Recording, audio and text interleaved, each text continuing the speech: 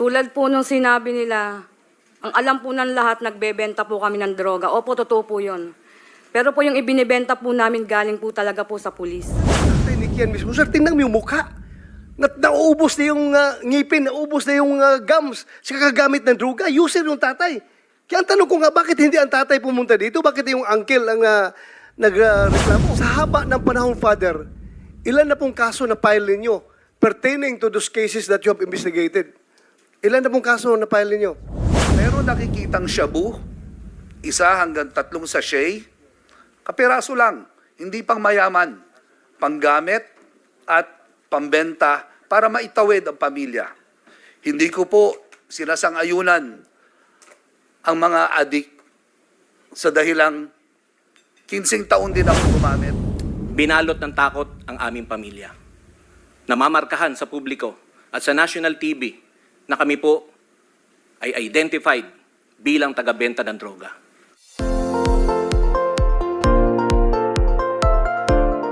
To try to keep it concise and direct to the point po, Mrs. De Los Santos. Go ahead. Magandang umaga po, Ginoong Tagapangulo, sa lahat po ng miyembro ng Blue Ribbon Committee at sa mga resource person na naririto po ngayong umaga. Ako po si Randy De Los Santos, ang tiyuhin po ng napaslang na 17 taong gulang noong August 16, 2017. Nagkaroon po ng isang police operation, Ginoong Tagapangulo, sa aming lugar. At sabi ho ng mga pulis sa kanilang report ay bumunot ng barel, lumaban si Kian De Los Santos. Sa pagdinig ng mga kaso, hindi ho yun totoo. Napatunayan po namin sa korte na si Kian ay hindi nalaban at pinatay, intensyonang pinatay ng mga pulis.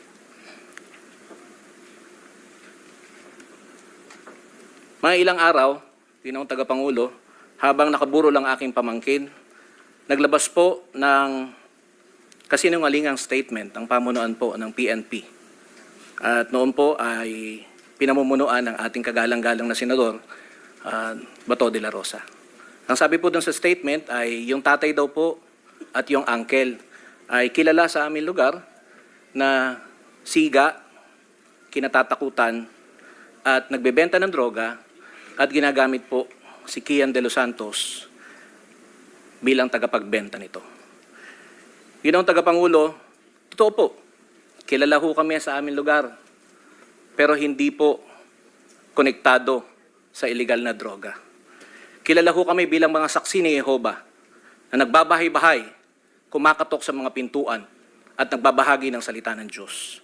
Marahil ang kagalang-galang na Senador Robin Hood Padilla ay makakapagbigay po ng kanyang pananaw sa kung ano hubang uri ng pagkatao kaming mga saksi ni Jehovah. Brother, magkasama tayo noon. Kasama ko po ang inyong ina. Ginoong Tagapangulo, marahil po ang malisyoso at maling pagbibintang na ito ay nakaapekto po sa amin. Inalis po ako sa trabaho, Ginoong Tagapangulo, dahil sa maling akusasyong ito. May mga magulang ho ako, may anak ako. Dahil sa statement na yon, na di umano, marahil, pinanggalingan, ay sa Intel daw po.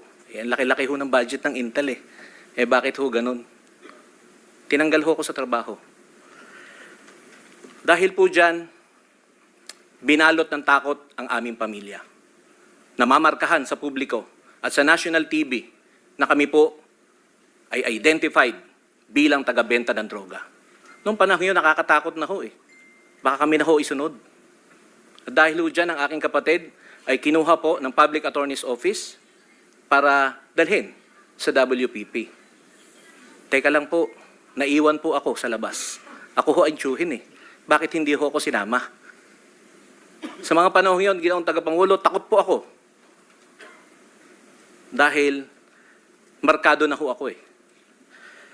Pero naririto po ako ngayon bilang kinatawan po ng program Paghilom bilang field coordinator.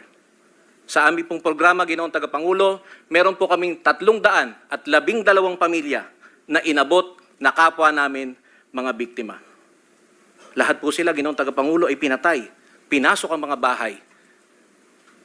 Police operation. Sa akin pong pagtingin, wala po ni isa man ang imbestigahan. Na dapat po sana, ayon sa batas, sabi sa Quadcom, na kapag ka po napatay pala ang isang biktima, ay dapat na imbestigahan. Kasuhan ng mga pulis at doon, kung hindi po ako nagkakamali, hindi po ako abogado, ay doon idepensa ng mga pulis na ito, ng mga alagad ng batas na ito, ang kanilang pagiging inosente. Pero nakalulungkot po, Ginoong Tagapangulo, na sa record po namin, may mga affidavit po na pinapipirma ang mga kapulisan at sinasabi doon na hindi na raw po sila handa na sampahan ng kaso o hindi na po sila interesado pa na magdemanda sa nangyari sa kanilang mga pamilya. Nagkaroon din po ng mga kasinungalan, Ginoong Tagapangulo, sa mga pampublikong dokumento, kagaya po ng mga death certificate na nangalagay ay natural cause po ang dahilan ng pagkamatay. Pero meron po kaming Project Arise na kung saan yung 5 taon na pag-i-expire po ng mga kapwa namin biktima na wala pong kakayanan para ipagpatuloy sila sa kanilang pinaglibingan, ito po ine-exhume namin. Dinadala ho namin kay Dr. Fortun. Kahit po buto na, nagsasalita pa ng katotohanan. At isa na ho rito, Ginoong Tagapangulo, Your Honors, ay yung matapos po yung 5 taon na renta po ni Kian de los Santos. In-exhume ho namin yun eh. Tapos po, dinala kay Dr. Fortun. Akala ho namin, okay na eh. Naimbestigahan na ho eh. Pero may bala pa po. At ito po yung on record. Maaari po nating tanungin si Dr. Fortun sa kanyang mga natuklasan. Ginoong Tagapangulo, ako po bilang kinatawan ng aming pamilya, ng aking kapatid, nag-usap po kami bago po ako magtungo sa kagalang-galang na komiting ito. Ano bang aking sasabihin doon, Tol? Ano bang gusto mong iparating sa ating kagalang-galang ng mga senador at sa ating tagapangulo? Dismayado po ang kapatid ko, Ginoong Tagapangulo, sa nangyari. Hindi pa ho namin nakukuha ng buo ang hustisya. Kung maaalala po ninyo, 3 po yung aming isinampang kaso laban sa mga kapulisan. Murder, planting of evidence ng baril, at planting of evidence ng droga. Ginoong Tagapangulo, napatunayan na ho namin ito sa korte. E tila maila pa rin po yata sa amin ng hustisya. Nanalo ho kami sa RTC. May gawad po na danyos, hindi pa ho namin nakakuha ito. Ginoong Tagapangulo. Ang kapatid ko ho ngayon na stroke. Kalahati ho ng katawan niya ay lantang gulay. Sa mga bagay pong ito, Ginoong Tagapangulo, at bilang kinatawan po, bilang field coordinator ng program Paghilom, nais ko pong ipabatid sa inyo na lahat po ng 312 na mga pamilya na sa aming pangangalaga, hindi ho sila nanlaban, Ginoong Tagapangulo. Ako po mismo ay personal na pumisita sa kanilang mga burol noong mga panahon na nakaburol ito. At nakakwentuhan po sila. Naalala ko po, pahihintulutan po ninyo, yung binanggit ng aking kaibigan na Jehovah's Witnesses noon. 1 minute, sir. Yes, Tuloy, go ahead. Na Jehovah's Witnesses noon. Ang sabi daw po ay, kapag ka namatay ang isang tao, makikilala mo kung sino siya. Sa burol, buti nga, namatay yung taong yan, napakasalbahe niyan eh. Pero kapag ka namatay po ang isang tao, sasabihin, sayang, nakakapanghinayang, napakabuting tao niyan, tumutulong. Marahil ito po ang naobserbahan ng ating mga media na naririto, na halos 2 linggo nag-cover sa burol ni Kian. Marahil po nagtanong-tanong kayo, Ginoong Tagapangulo, sa karakter ni Kian de los Santos. Hindi ho siya. Wala ho siya sa listahan. Hindi po siya, Ginoong Tagapangulo, nagbebenta ng droga. Inosente po at nag-aaral po ang aking pamangkin sa isang pribadong paaralan na kahit po medyo may kataasan, ay ginagapang po ng aming pamilya. Nasa ibang bansa ang aking hipag upang mangibang bayan, OFW po, para maglaan ng pangangailangan. Thank you. Thank you, Maraming salamat po. Mr. Randy de los Santos. Pero pwede po kayo mag-execute ng affidavit kung lahat ng gusto nyo ikwento, pwede nyo po ilagay doon. Can we now listen to the next victim family? Senator De La Can I Rosa? ask question, Mr. Chair? Sabay-sabay na natin lahat. Pakinggan Baka naman. makalimutan mamaya ba? Habang presko pa sa utak natin. Okay. Short. Yes, Mr. Chair. First of all, I would like to express my condolences to Mr. Randy de los Santos. Alam po nyo, nung namatay si Kian, ako po'y galit na galit talaga. Sino bang maniwala na bata nagtutulak ng droga, pinatay? Eh, ako may anak rin ako. Kung mangyari yun sa anak ko, galit na galit ako, Mr. Chair. Tama. Kaya ako, I tried my best talaga na yung kaso na yan, kasi bata eh, binaril. So, kailangan managot talagang gumawa niyan.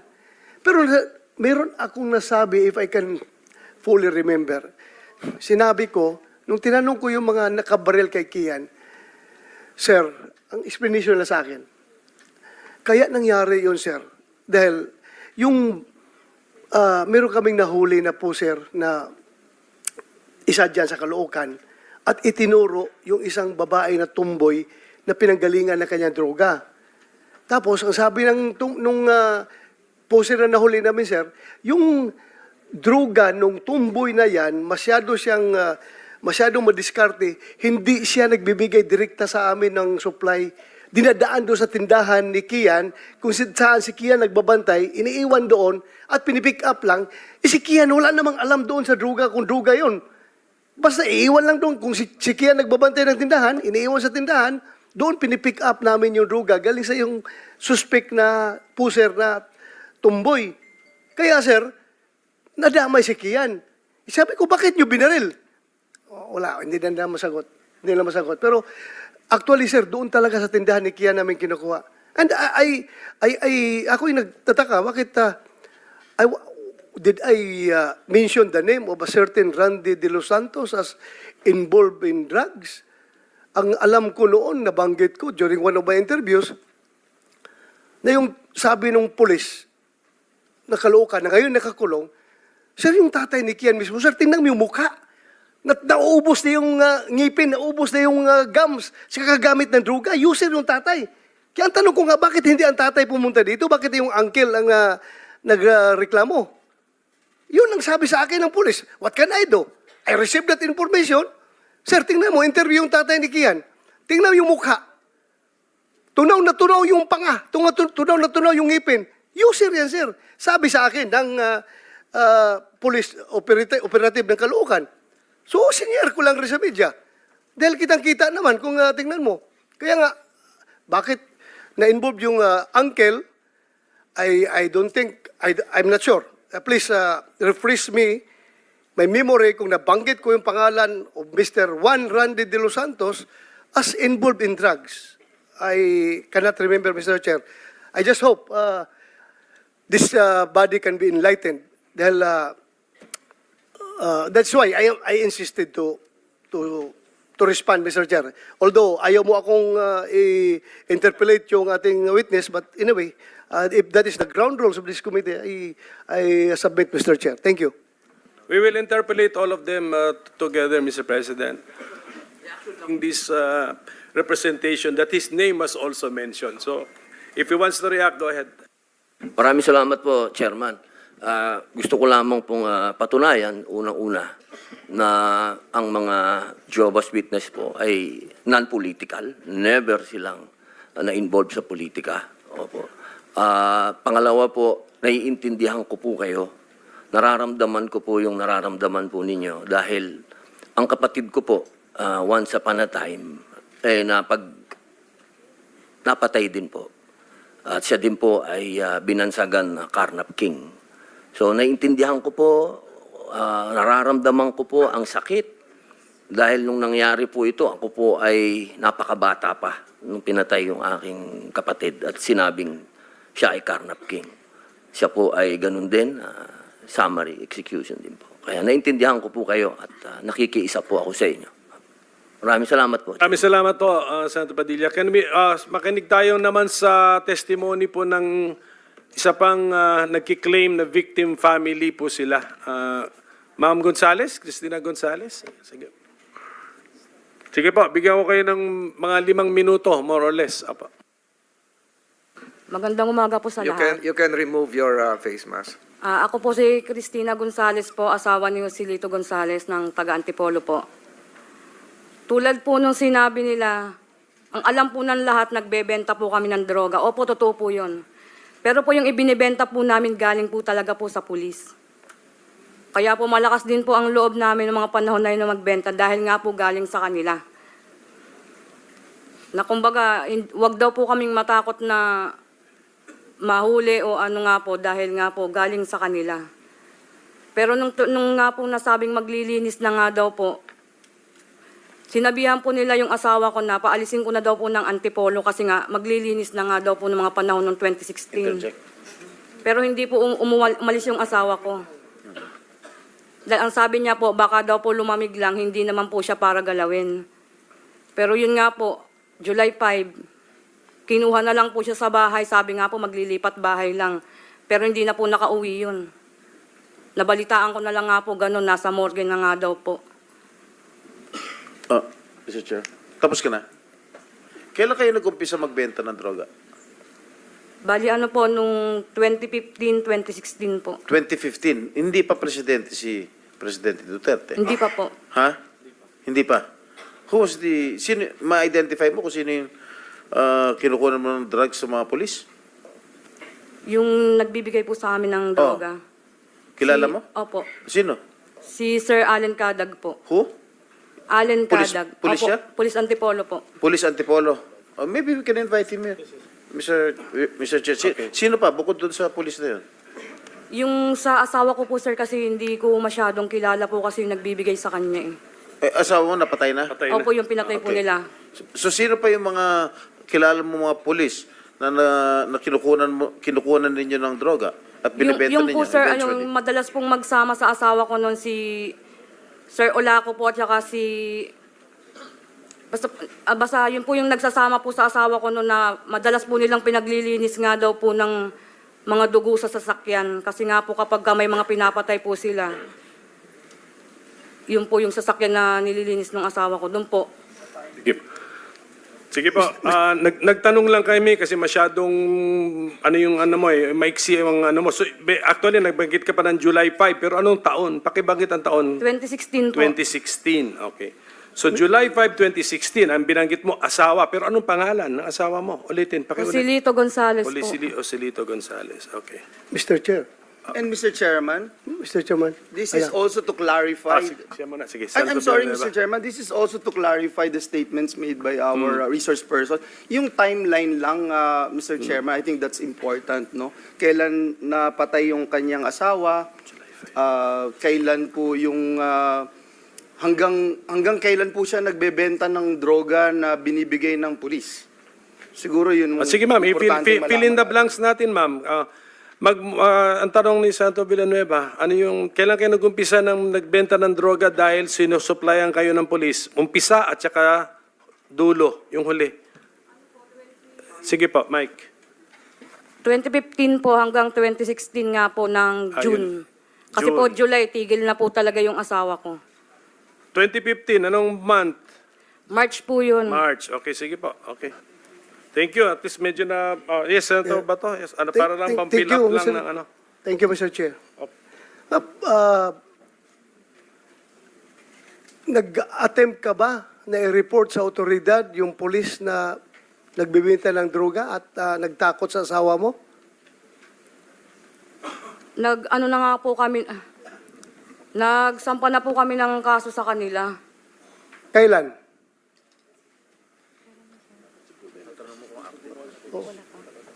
Ay, yung protection order ko po pala. Yung pulis na yun, na sinasabi, anong pangalan nun? Yung nagbibigay po sa amin. Yes, Allen Cadag po. Alin Cadas. Cadag. Kadag. Mr. Chair, can we invite that certain Alin Kadag?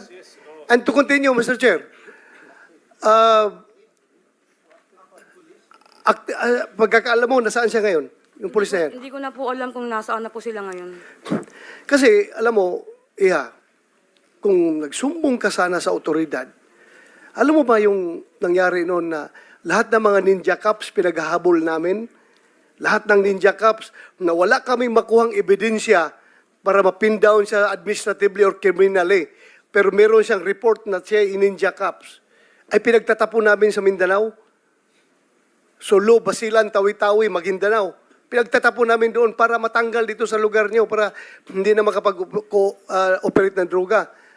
Sana nag-report kayo sa otoridad, alam sa chief of police. Pinaalis na po kasi ako ng Antipolo nun, sir, kasi nga daw po, isusunod na akong papatayin. Ayun. Kung natakot ka, sorry. Sorry kung natakot ka. Basta, you should have reported that to us para matanggal yung mga tao na yun. Thank you. Mr. Sige, Chair. Ma'am, tinatanong ka lang namin kasi para lang may added details kami. Pero actually, ang aking request siguro, since si Attorney Shell Jokno, I think,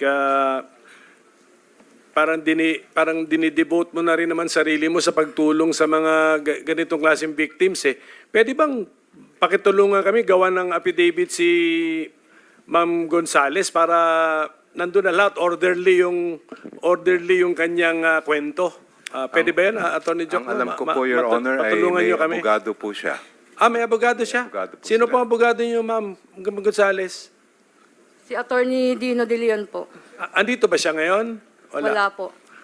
So, sige, makiusap na lang po tayo sa kanya. Gawan kayo ng affidavit para at least alam na namin yung basic mo na kwento. Pero kung mga detalye, nandun din po. Mr. Chair. So with the permission of Senator Padilla, ladies first muna tayo. Sige, Senator Ontiveros. Salamat kayo, Mr. Chair. Shukran, Senator Robin. Isa dagdag na detalye, Ms. Cristina. Sino naman po yung pulis na may-ari ng kotse na nililinis nyo para malinis yung dugo? Kay Marlon Olaco po at saka kay Sir Baste, kung tawagin nga lang po niya. Marlon Olaco at Sir Baste. Ano pong apelyido ni Sir Baste?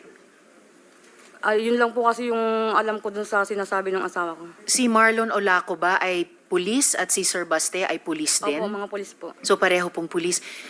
Mr. Chair, kung pwede lang quickly matanong yung PNP resource persons natin, kung yung Marlon Olaco at yung Sir Baste, kung kilala nila, ay nasa active service pa. Kung sino pong pwedeng matanong sa PNP? Hindi, mga retired na po to. Sino ang ating COMSEC? Sino ang from PNP ngayon na nasa HQ na invited natin? Na present? Siguro, Chair. Sige. Baka sa susunod na Yes, hearing, yes, Chair. we will, Opo, pwedeng ma-identify. we will ask the PNP HQ to have also a representative here, but yung sa time gap natin, we will write them to confirm kung Salamat, Mr. Chair. Sige, Senator Padilla, what was your point? Maraming salamat po, Chairman. Gusto ko lamang pong sundan yung sinabi ng ating pong resource speaker, si Ms. Cristina M. Gonzales. Yun po yung nilalaman po ng aking paunang salita kanina. Na tunay po talaga na nagkakaroon po ng paglilinis. Yun po yung sinasabi niya na pagka magpapalit po ng administrasyon, kaya po kanina, pinag-uusapan natin yung 2015 hanggang 2016 kasi noong 2015 po, yun na po yung umpisa ng tinatawag nating paglilinis ng mga ninja cops. Kasi po papasok na po yung bagong administrasyon. Yun po yung sinasabi ni Ma'am Cristina Gonzales na tunay po na nangyayari yan sa underworld. Na kapag ganyan po talaga, napapasok na po yung isang administrasyon na meron po talagang political will na talagang durugin niyang drug syndicates at paglipana po ng droga. Talaga pong yung mga may alaga, yung pong mga tinatawag natin po talaga na talagang yun mga scalawags po talaga, talaga maglilinis po yan. Yun po yung sinasabi. Kaya po yung 2015, bago po pumasok si Pangulong Rodrigo Roa Duterte, naglilinis na po yung mga tinatawag nating scalawags. Maraming salamat po. Thank you. So, narinig na natin yun. At least we have two real-life incidents na namatayan po yung pamilya. We have nag-testify po sila ito under oath, no? But and then narinig natin from nabanggit yung programa ng paghilom. I think that is Father Flaviano Villanueva. Sige, Father, tell us what that is at anong ginagawa nun, and then because of your involvement dyan, ano naman ang iyong mga observations or conclusions? Father, go ahead. Thank you, Your Honor. There are other witnesses po na kasama ko, and they also have tales to tell. And let me just recognize them. Arlene, Ellie, and Arsenia. Now, let me begin by being asked by an EU ambassador what does a priest do with the victims? Ang tugon ko po dito, dalawang tanong niya. What does the priest do with the victims? And how can this madness ever take place? Ang una kong sagot ay, sa SVD, tinuruan kami na hindi lang magbahagi at magpatotoo sa katotohanan. The Word became flesh, and we seek the flesh and serve them in the flesh. The second was, I told the ambassador, for you to understand the drug war that took place from 2016 to 2022, you have to go back to Davao. And in that, I have a presentation. If it's ready, I'll briefly run through it as a guide, but not all. And sa Davao, there are testimonies. In my presentation. Father, keep your presentation within 5 minutes, kaya? Kaya po. Kaya, sige. kakayanin. Go ahead, go ahead. Sige pa. And in this presentation, let me say that these are from fact statement made in public. Hindi ko po personal to, but these are all made in public. And the second would be facts from my own experience and encounter. Let me begin by what the former president uttered in the next slide, please.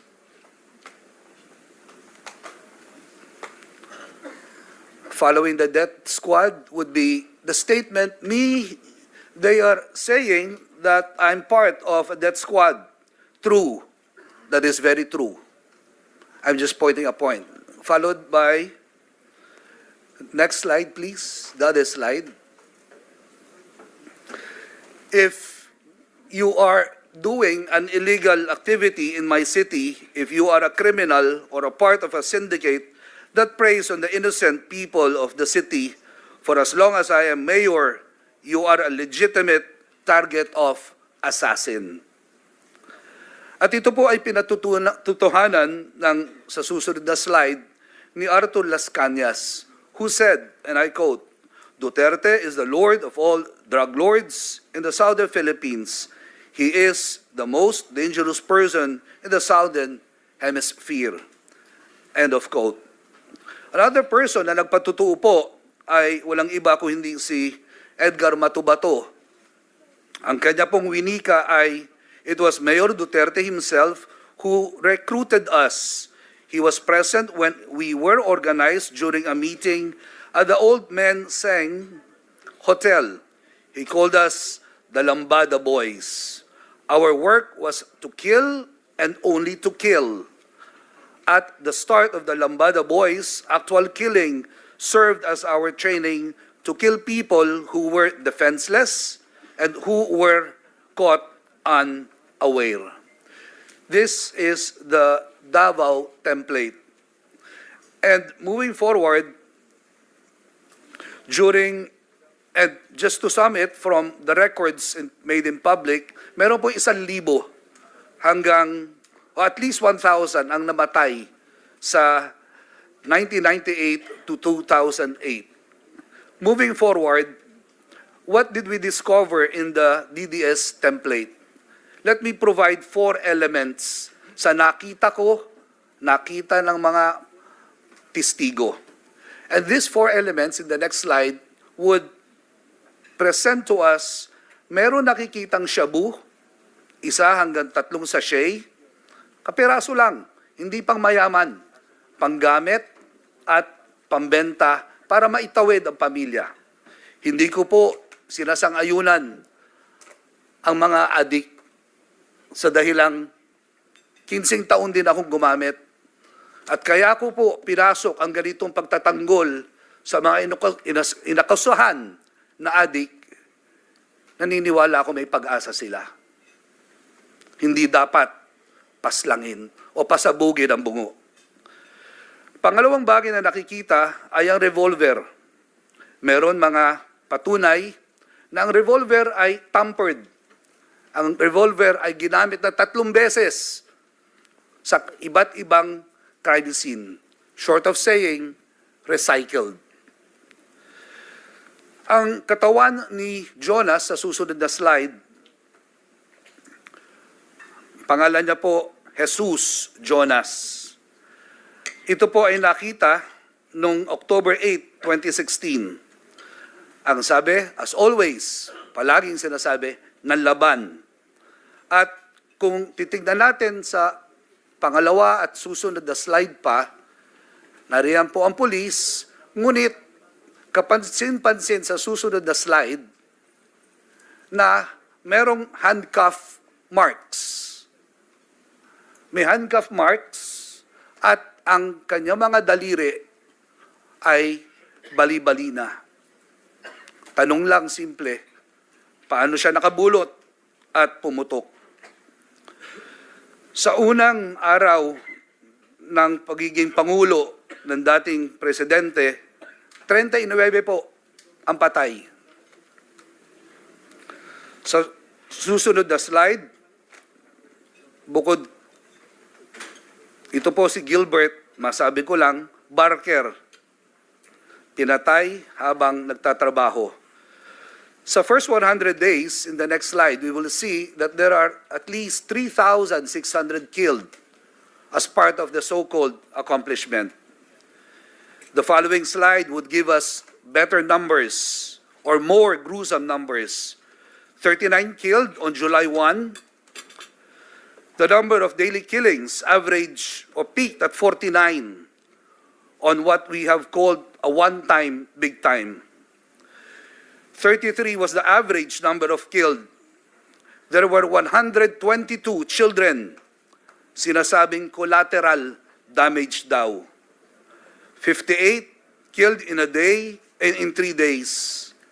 And let me just say, given this carnage and along with death-appalling statements instructing police to kill, this points to one thing. There is a mad killer or killers at the loose. If this is not addressed, then we are doomed. Father, your 5 minutes are up, so okay na? 1 minute. Can you wind? Sir. Yes, 1 minute. Okay. Say, go ahead. Micah was killed, 3 years old. And ang kalungkot-lungkot na nabanggit ng ating ginagalang na senator, shit happens. Aldrin Pineda, ang tanong niya, bakit ako binaril ni Omar? And in the last 30 seconds, let me present sa 312 na sinabi ni Randy De Los Santos, nung lumalago na po ang programa ng 200, naggawa ako ng munting katanungan, ilan ang nagdodroga? Ang sagot nila, 120. Ibig sabihin, merong 80 walang kinalaman sa droga, inosente. Ang sunod kong tanong sa kanila, sino ang nagdodroga nung pinaslang o pinatay sila ng pulis o civilian police? Wala po nagdodroga sa amin nung pinatay sila. Ang isa pang magic number, 0. Sa kanilang salaysay, hanggang sa ngayon, ipaglalaban nila, walang pinaslang. Sino po ang mga principal? Alamin ho natin sa quad hearing. If I may just share. Is that, Father? What is These are that? the list Sige, of go the ahead. members Sige. that we have. Members ninyo ng programa, apa, programa Paglihom. 329 names. Pinaslang lahat. Lahat ay may affidavit. Lahat ay pwede magpatotoo. Lahat po ay may pamilya na wala ng breadwinner. At ngayon ay naghihikahos, ngunit lumalaban ang hangad, katarungan sa bansang makadiyos. Hindi dapat palakpakan ang pumapatay. Dapat ito kinakalinga at hinihilom. Marami po salamat. Thank you. Father, ganito. Kaya kayo maraming alam sa issue na ito kasi kayo ang nagpapatakbo ng programa, anong name? Program Paghilom po. Program Your Honor. Paghilom. At dahil sa ikaw nagpapatakbo niyan, ano yung interaction mo? Doon sa 312 families o sa 200 families? Both po. Ilan? How many families ngayon We have ka-interaction mo? 312 families. 312 families yung ka-interaction mo kasi Yes, po. namatayan sila lahat. Yun po. Yes po. That's why doon nakabase lahat itong sinabi nyo. And that is in coordination with Randy De Los Santos being my field coordinator. Kasi si Kian is one of the 312 na nakalista. Sige po. So, definitely organized na yung data ninyo. Tama?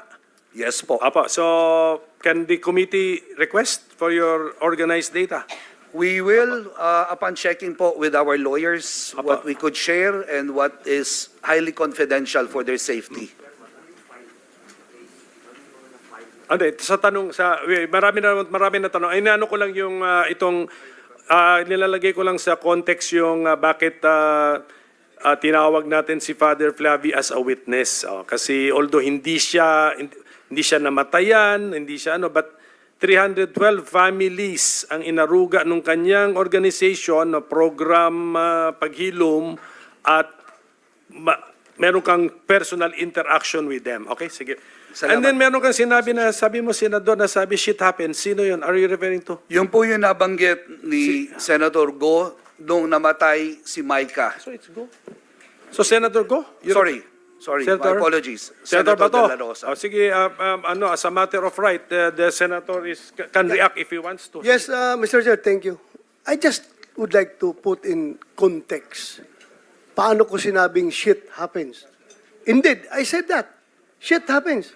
Because sa amin sa police, sa military, during operations, when you don't have complete control of the operational environment, you expect shit happens. Yun nga, nangyari nga.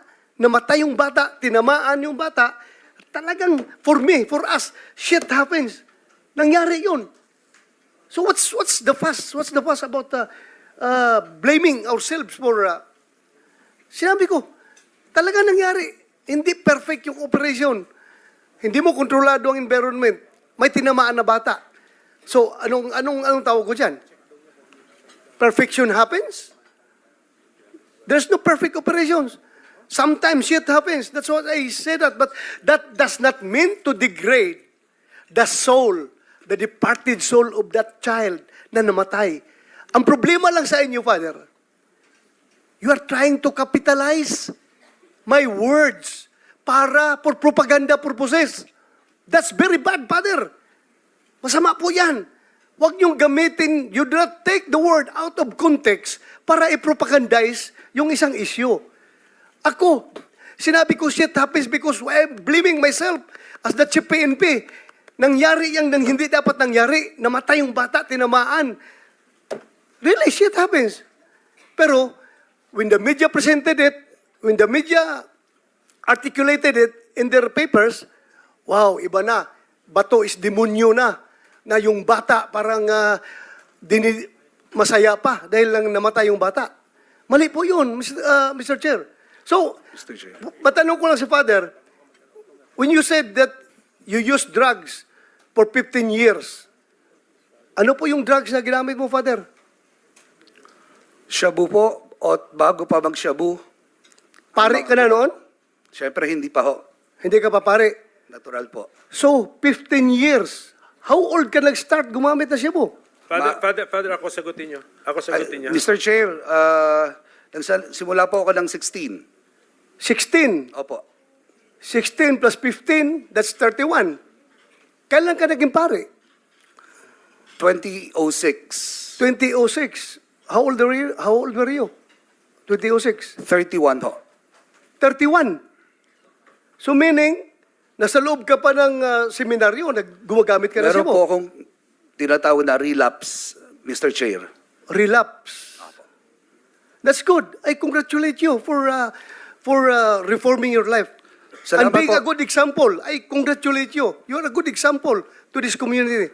Salamat po, Mr. Chair. Pero hindi po ako gumagawa at nagfa-fabricate o pinapalobo. When you said that you do not intend to hurt the feelings of the bereaved, by the word itself, you already did. Salamat po, Mr. Chair. Well, depende sa inyo yan. That's subjective, Mr. Chair. Kasi sa akin, when I say shit happens, that's for us to blame ourselves. That shit happens. That is not intended for the people or the victim. And Can we contextualize? Aminado naman si Senator Bato konektado ito sa 1-year-old na namatay, kaya kayo napasalitang shit happens. Yes, Mr. Chair. Can we, 3-year-old. ilan? Mr. Chair, 3-year-old 3 years old daw. na nangangarap ding Okay. maging police. Sige, Father, ikaw familiar sa what happened doon sa 3 years old na namatay? Sige nga, so that we will see the Sa pagkaalala ko po ay ito po ay isang police operation at ang hinuhuli nila yung anak, ay yung tatay, at dahil dito ay nadamay po yung anak, ano? Nadamay yung anak at namatay yung anak. I wouldn't want to give any Saan other, po yun? I wouldn't want to give Okay, any place and then date, and then sa incidenting yun, yung 3 years old lang ang namatay? kasama po yung ama, Mr. Chair. Kasama ang ama. So, yun. That is the context, ha? Yan, Yes. yan yung context, ha, na nangyari ito. Yes, Mr. Chair, wala naman talagang pulis gustong pumatay ng bata. Kaya nga sabi ko, shit happens. Tinamaan yung bata sa crossfire. Kaya nga, nangyari yun. But Father, sa investigation ninyo, official police operation yon, na-confirm na ninyo sa HQ?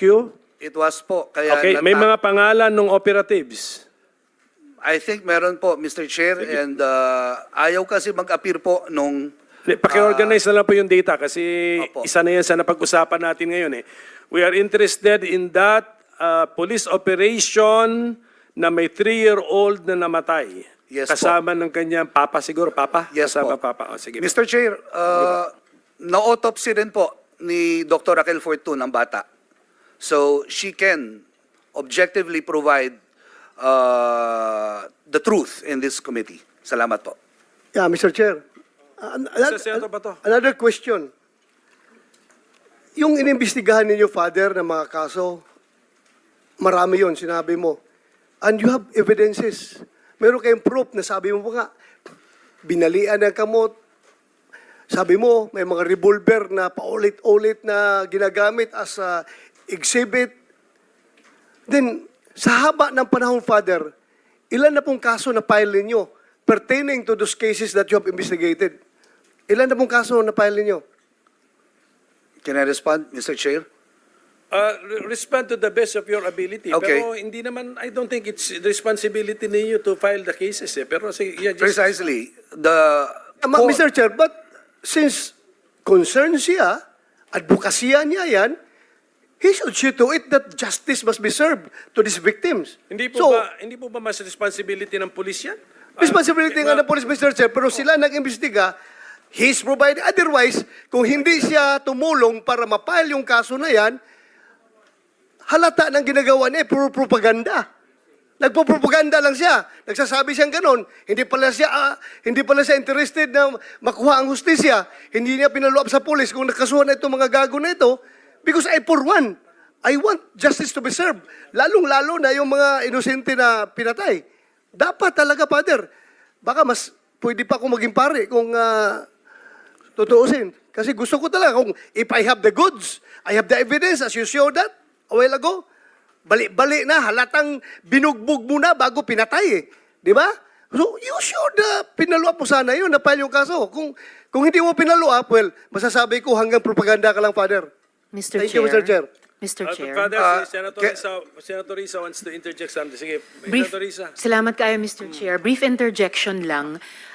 May expression kanina na what's the fuss. I think dahil lahat tayo, lahat around the table, ayaw nga natin na may nangyayaring ganito na may batang nako-crossfire.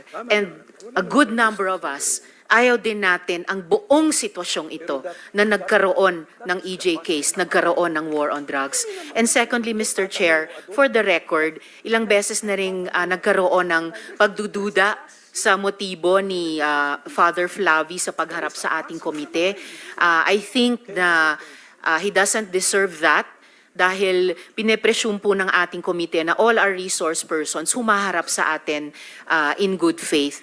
So kung maaari ko lang i-make of record yan, Mr. Chair, na buong loob akong nananalig sa good faith ni Father Flavi sa pagharap sa atin at pagpresenta nung karanasan at ebidensya na meron ang Project Paghilom. For the record, Mr. Chair. Father, you don't mind being asked these hard questions naman, di ba? No, except that Okay, answer to the best of your ability. Salamat po. And Mr. Chair, I would like to acknowledge the intervention of Senator Riza. Hindi po uso at hindi po nasa bokabularyo ko ang pagbublot ng katotohanan at pagpapropaganda. Ito po ay ginawa ko sapagkat bago pa magkaroon ng patayan sa nagdaang administrasyon, meron na tayong isang lugar kung saan tinatawag na kalinga.